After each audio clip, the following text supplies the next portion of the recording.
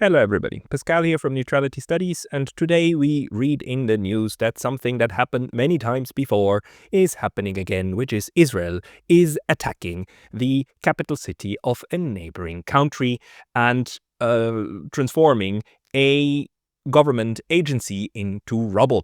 This time it was Syria that has been again attacked, and I just need to say it one more time. Israel has been attacking Syria over the entire last 15 years, probably more, has been attacking Damascus airport repeatedly, several times a year, right? Just with absolute impunity, bombing the airport, airfields, and other parts of Damascus the entire time. And now they continue doing the same, even though, as we might remember, in December last year, 2024, the arch enemy of the West and of the liberal good people in Europe, in North America, was chased out, right? The Bashar al-Assad regime fell to the rebel forces, aka Al-Qaeda terrorists, who managed to take over Damascus and the power.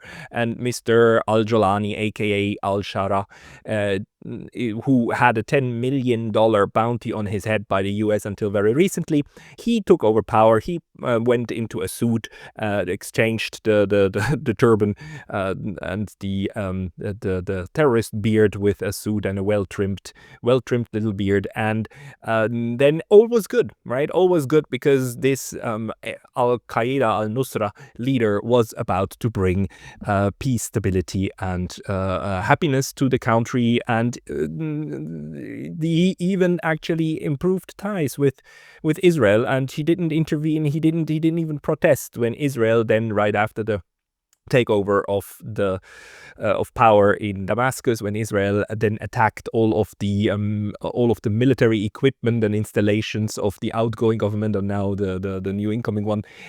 So Israel has been ever since then sporadically bombing, and today they did a big one. They actually bombed the Ministry of Defense of Syria. Just have a look here. Just have a look at how huge this was. I muted it. Apparently, Al Jazeera was just actually conducting a live interview while they were filming this in the background, and then they captured this moment when this dramatic, huge explosion was done. And I would like to point out how this obviously happened during the day, right? During working hours, when you could be sure that there would be people in this ministry, and probably quite a lot during a normal weekday. Because if you want to do this kind of attack and minimize civilian loss and damage, then you would do it at night. You would attack at a moment when this building wouldn't house a lot of people who are obviously working there. But no, that's not what Israel does. Israel always tries to maximize the death and destruction it can bring about without declaring war. But my friends and listeners, fear not. Luckily, this huge explosion is not a kind of an act of war. No, this is a warning, because the New York Times tells us how to frame this correctly. We must not overemphasize this attack, because Israel only strikes the Syrian capital, only sending a warning to the government. So this is a warning. This is not an attack. This is not a breach of international law. This is not a unprovoked aggression. This is only a warning, because Israel threatened to escalate attacks on Syrian government forces unless they withdrew from Sweda, a southern province dominated by the country's Druze minority. So, again, this is a warning. If you, Syrian government, that has been trying to be friendly to us and has chased out the government that we said we hate like the devil, even though you did all of that, you now need to conform to more of our demands, which is you must completely withdraw from Sweda, which we demand to be free of any kind of military force of yours, even though this territory belongs to Syria, the Syria that that also Western governments, the Syrian government, which Western governments, European governments, and North American governments, that they all shook hands with, right? Even the German foreign minister, Annalena Baerbock, when she was still in her office, she went to Damascus, she shook hands with al-Jolani, and they were all singing the high praises of this government. But even that government must, and I repeat, must conform to the demands of Israel. Otherwise, there will be more, because this was only a warning. Again, this is a warning. This is a warning according to the Washington Post, sorry, to the New York Times. Aaron Mate actually has a very good post on Twitter about this. Netanyahu took credit for helping to regime change Assad and put Syria's new ruling Al-Qaeda offshoot in power. Al-Jolani, the former AQ leader turned new Syrian president, then tried to appease Israel as it destroyed Syrian defenses and grabbed more Syrian territory. Jolani declared that Israel and Syria have common enemies, Iran and Hezbollah, and expelled Palestinian groups. Now Netanyahu repays Al-Qaeda allies by bombing them, alongside the sectarian killing that most of the world ignores. Yet another reason why regime change cheerleaders should have questioned the wisdom of making common cause with Israel. Yes, it is pretty clear that any kind of de-escalation is not what Israel is after. It is clearly after realizing its greater Israel ambitions in West Asia, right? So I think I forgot I don't have the map of where this province actually is.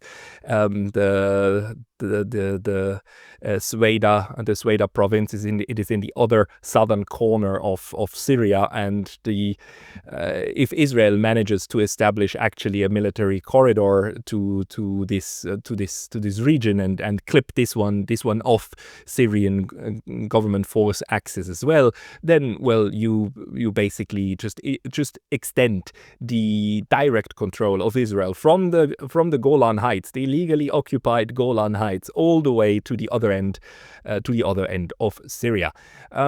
So the official narrative is that the Syrian government forces are attacking Druze villages, are attacking Druze the Druze communities, and that Israel is, out of the kindness of its heart, now intervening in order to free these poor people and to protect them, right? To protect the minority, because Israel is a humanitarian force for good that protects minorities.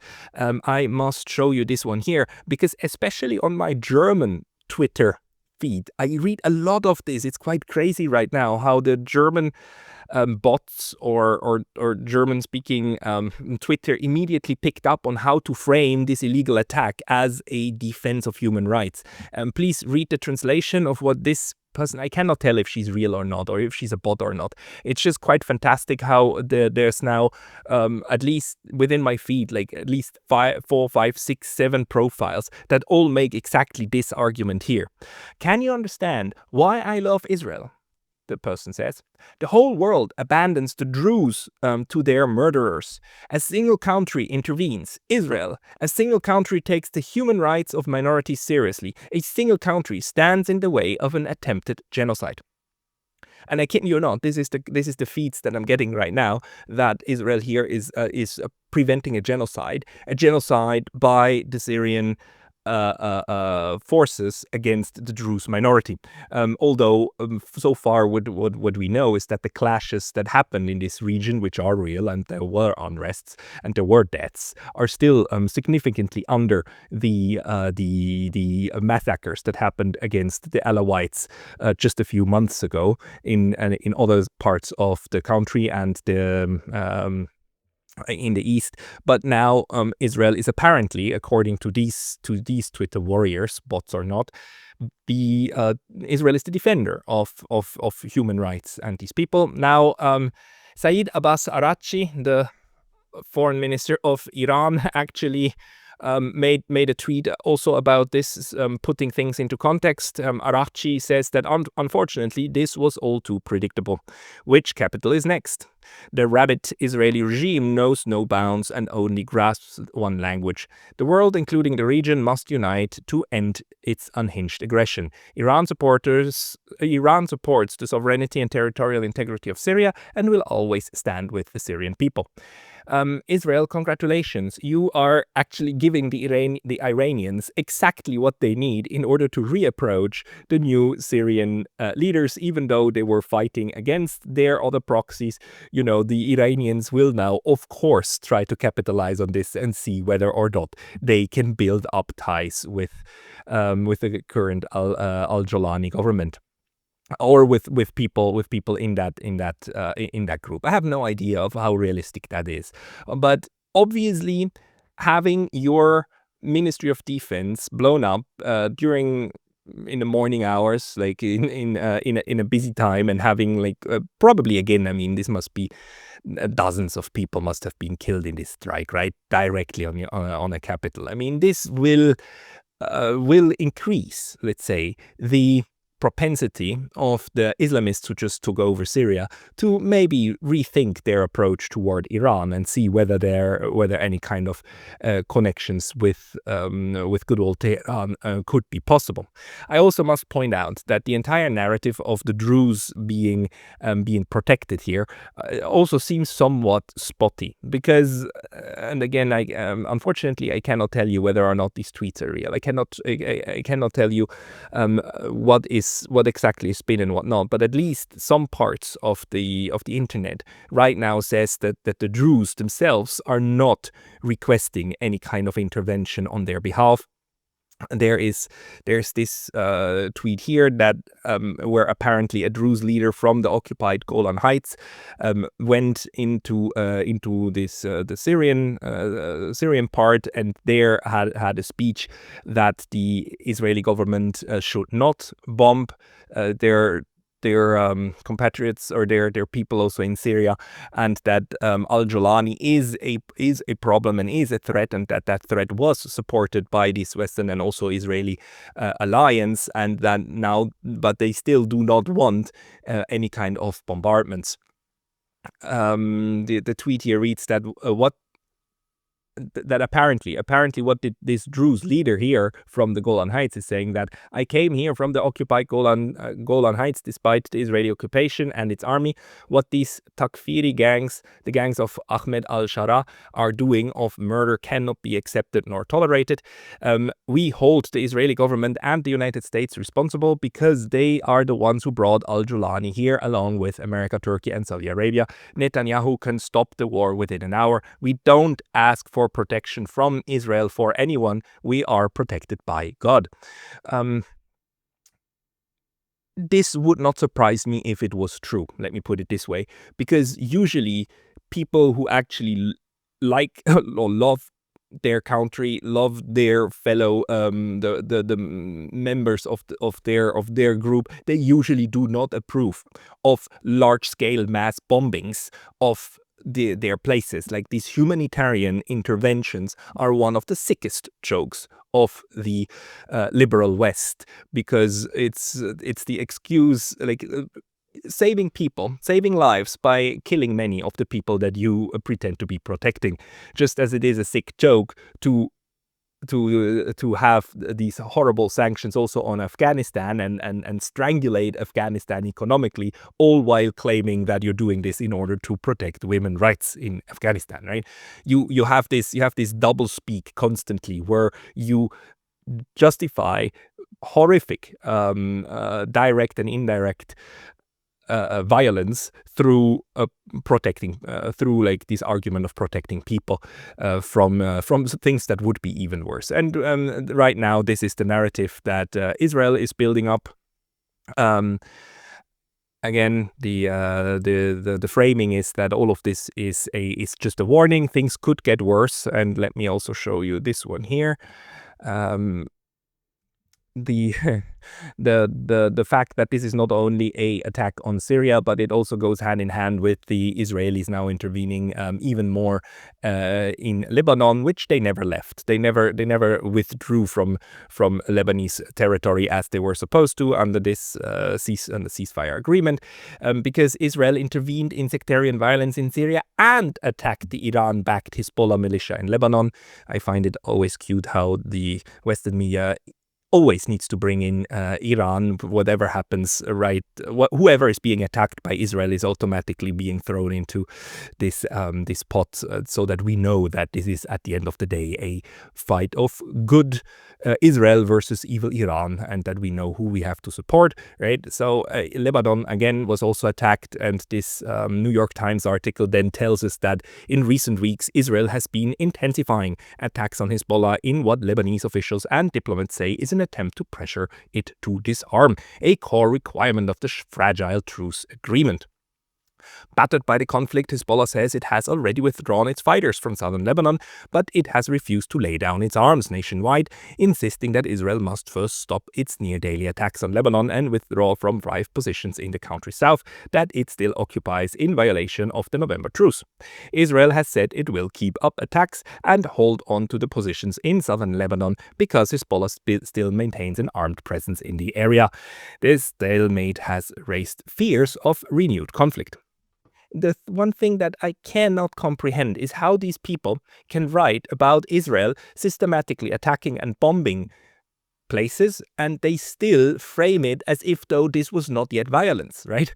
The stalemate, this, according to the Western media framing, the fact that Israel is like massively attacking Syria and Lebanon and bombing people into their graves, that is still part of the truce. That's still part of a stable environment, right? The fear is that if the other side now reacts, that then we would get into renewed conflict. But apparently this is normal. Apparently this is how the rules-based international order works. As long as Israel brings death and destruction to its neighborhood, that is stability. As soon as others then react to that, then that is escalation and falling over the abyss into conflict, right? Conflict has not yet started. This is actually all I have at the moment on this story, so maybe let me go forward and show you what is happening at the moment in other parts of the world, in the more reasonable part of the world. This is a meeting that happened the day before yesterday and yesterday in Bogota, in Colombia, where states announced these unprecedented measures to halt the Gaza genocide. There was a conference, an official conference of like almost 20 countries that included then a final communique. This whole story was led by Colombia and the Ministry of Foreign Affairs of South Africa, and this is a most welcome development. Israel, of course, is condemning this group harshly and heavily, but the so-called Hague group that now met for the second time released a joint statement on the emergency conference to help Palestine, in which they gather a lot of support by the members to actually hold economic interaction with Israel and to boycott Israel on a state level. This idea is, of course, very reminiscent to the way in which the international community actually started reacting to the apartheid in South Africa back in the 70s and 80s, in which it was really economic pressure that was brought down on South Africa. And as you might remember, right now it is South Africa that also dragged Israel in front of the International Court of Justice for infringements of the Genocide Convention. So this joint statement here is another approach, another diplomatic / economic way of trying to bring the genocide in Gaza to an end. The statement reads that we, the representatives of Bolivia, Cuba, Colombia, Indonesia, Iraq, Libya, Malaysia, Namibia, Nicaragua, Oman, St. Vincent, and the Grenadines, South Africa, and all other states that endorsed the following statement before the 20th of September 2025, are part of this group. So it's very interesting that they try to keep this call for action open at the moment to gather more members that want to subscribe to this. And it's basically how many is it? Six points that they would like to see implemented. First, prevent the provision or transfer of arms, munitions, military fuel, related military equipment, and dual-use systems to Israel. Military embargo is what this group is calling for. To prevent the transit, docking, and servicing of vessels at any port, if applicable, within our territorial jurisdiction. Third, prevent the carriage of arms, munitions, military fuel, related military equipment, and dual-use items to Israel on vessels bearing our flag, while being fully compliant with applicable international law, including UNCLOS, ensuring full accountability, including deflagging. So not only should member states who sign this call not transfer weapons of their own stockpile, but they should also prevent companies who ships flying their flags from transporting weapons. That's the third point. Fourth, commence an urgent review of all public contracts in order to prevent public institutions and public funds, where applicable, from supporting Israel's illegal occupation of the Palestinian territory. This is a direct reaction also to the report of Francesca Albanese, of the UN rapporteur on on occupied Palestine, of just how much private engagement there is of the private sector to profit from the genocide, but also profit massively from the occupation of the Palestinian territories. So, and again, this is an official government initiative. This is a multilateral initiative of these countries. So it does carry weight, especially if more countries should join and then promise basically multilaterally to conduct internal reviews and have internal policy, foreign policy harmonization to actually try to implement these goals. So this is not an attempt of these states trying to set up a new international organization. It is an attempt of them trying to harmonize their internal actions of what they will do in order to stop their agencies, but also institutions within their borders, from conducting this kind of trade and interaction with Israel. So this is potentially very powerful, because the more states join, the more the pressure will raise on the private sector from these places to cease interaction with Israel. Fifth point is to comply with our obligations to ensure accountability for the most serious crimes under international law through robust, impartial, and independent investigations and prosecution of national or international levels. This is of course very welcome. I mean, it says again that what we would have talked about with other colleagues on this channel before, that we really need to start leveraging national law and national courts in order to go after war criminals like the most parts of the Israeli government and also the IDF.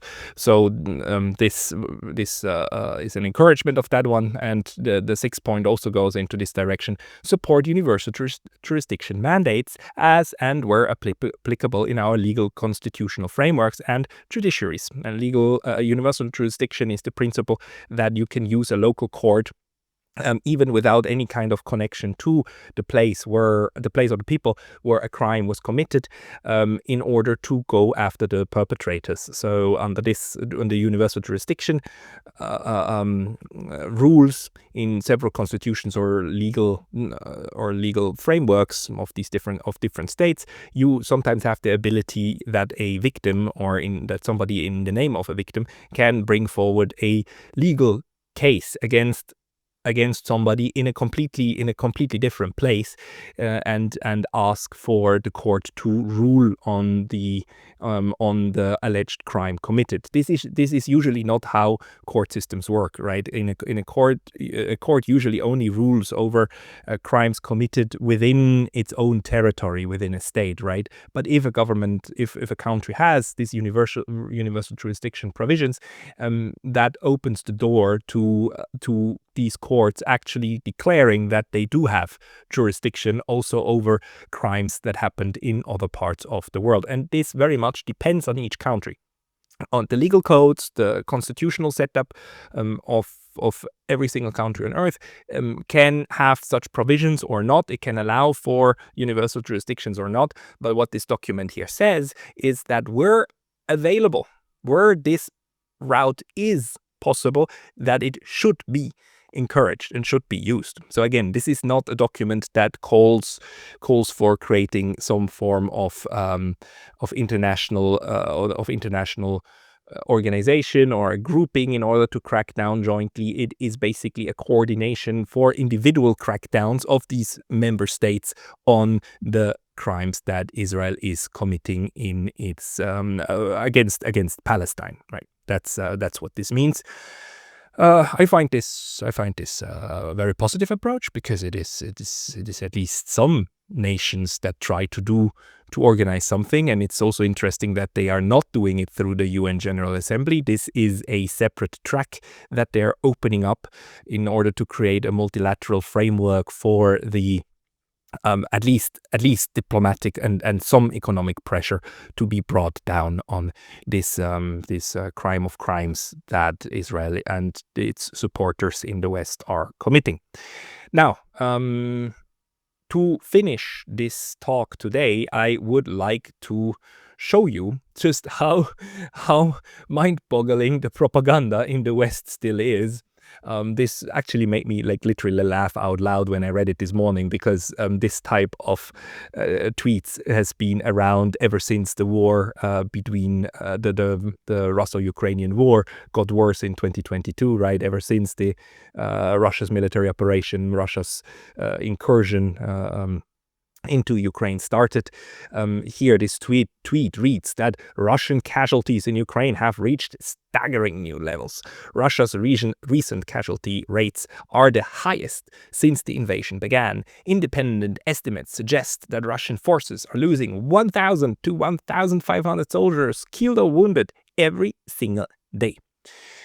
Coming from somebody with a US and a Ukrainian flag in their profile. I don't know who this is, but the person alerts us to the fact that there is a graph in The Economist, and The Economist is an important and serious US magazine, right? Especially a poster child of neoliberalism. And The Economist, living up to its name, is constantly trying to display the world in graphs, because graphs don't lie. As these people remind us that whenever you have a statistical analysis of some data in a spreadsheet, then the data that also automatically means it must be true, because data, spreadsheets, graphs, they are clear, right? They are independent, they're truth. That's I kid you not. A lot of economists actually are very, very uncritical toward what they find in spreadsheets, to a place that's almost laughable. But this guy here and this Economist article is utter pure propaganda. It shows you beautifully here, right? So that every layman, every idiot can understand how grave the situation is for the Russians, that more Russians might be dying than at any other point in the war. And here you have the black line that shows you the casualties, so soldiers shot and wounded, right, but not dead. And the red one shows you the how many deaths that are occurring. And here you have a scale.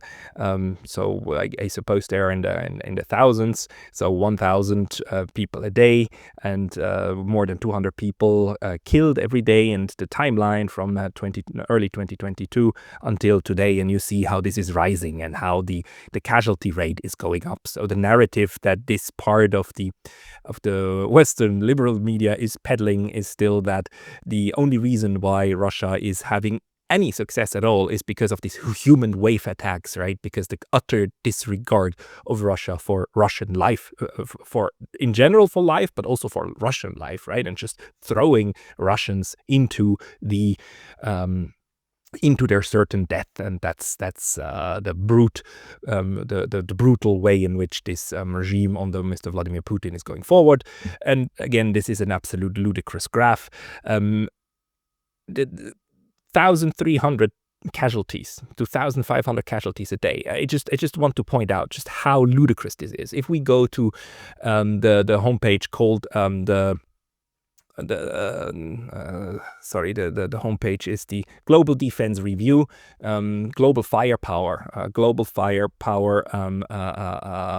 site, which tries to estimate the military strength of individual countries. They do that according to several factors and so on. And this is in general quite a useful page for like rough estimates of countries' military might. We go to Russia, we find that they list here generally active personnel in the Russian army as 1.3 million. Under this rate of attrition, within the span of basically less than 3 years, you would have killed or eliminated the entire active personnel of the Russian army. I mean, 1.3 million divided by 1,300, that's 1,000 days, right? Within 1,000 days, Ukraine would be done with the entire active personnel of the current estimates of the Russian army. This is of course absolutely ludicrous, but it gets even more insane if we actually read through this article. I just give you a couple of snippets. Just to show you the level of propaganda in that Economist article. Russia-Ukraine war, February 24, 2022 to July 9th. As of the 9th hour, tracker suggests there have been between 900,000 and 1.3 million Russian casualties since the war began, including some 190,000 to 350,000 deaths. That updates assessments from other sources, which put total casualties above 1 million at the end of June. Our numbers suggest roughly 31,000 Russians may have been killed in the summer offensive so far, which began in earnest on May 1st. So the entire idea is to already claim more than 1 million Russian dead. So again, like 1.3 million. So roughly the entire size of the current active military personnel of Russia has already been killed. So that's the claim. Interestingly, the Economist says they are able to do this kind of assessment based upon the Ukrainian reliable Ukrainian sources that report correctly and adequately the losses of the Russian side. Funnily enough, the Ukrainians are able to correctly tell you how many Russians died and casualties, but they're not able to tell you how many Ukrainian casualties there were. There is too little data to generate a comparable life estimate for Ukraine. However, a catalog of the known dead and missing from UAL OSIS, a website, implies that between 73,000 and 140,000 Ukrainian soldiers have died since the invasion began. So there you have it. According to the Economist, 10 times more Russians have died in the last 3 years than Ukrainians, which also explains why Ukraine seems to have no problems at all with their with military recruitment, and why the Russians seem to be running out of personnel. Just unfortunately, the reality is exactly the opposite, as also Ukrainian lawmakers are telling us, who keep saying that it is not the weapons that they need, but personnel.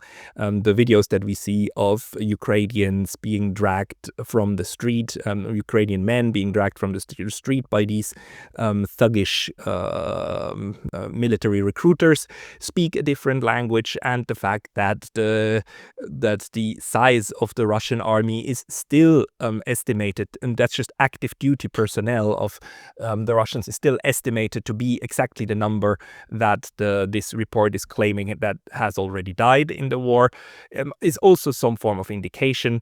I show you this just in order to let you know why it is that in Europe, in North America, a lot of people are simply unaware of what is going on around them, because this level of propaganda is utterly, completely insane and ridiculous. But this is what passes for proper analysis and a proper report in a respected neoliberal magazine in North America today. And these kind of reports are then being used downstream by news outlets in Germany, news outlets in France, news outlets in Switzerland, in the UK, and they quote and cite then these reports from these well-respected sources, this well-respected analysis, and that's how then the entire system works, and why a lot of people then get utterly distorted views of what is actually happening in these conflicts. Good. With this analysis, I leave you for today. Thank you very much for your attention.